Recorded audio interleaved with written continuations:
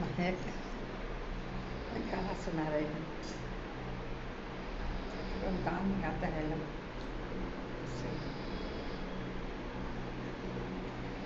लाग गइले टैसुन धन कटनिया, पिया पलटनिया गइले सजनी।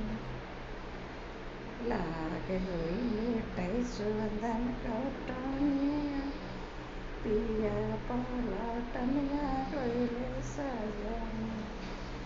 आपन पियवा रहते त जवरे कटैते, आपन पियवा रहते त जवरे कटैते।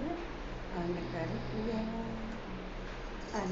पियवा मारेला नजरिया, पिया पलटनिया गइले सजनी। लाग गइले टैसुन धन कटनिया, पिया पलटनिया गइले सजनी। हाय दोस्तों, अच्छा लगे तो लाइक कमेंट करना दोस्तों।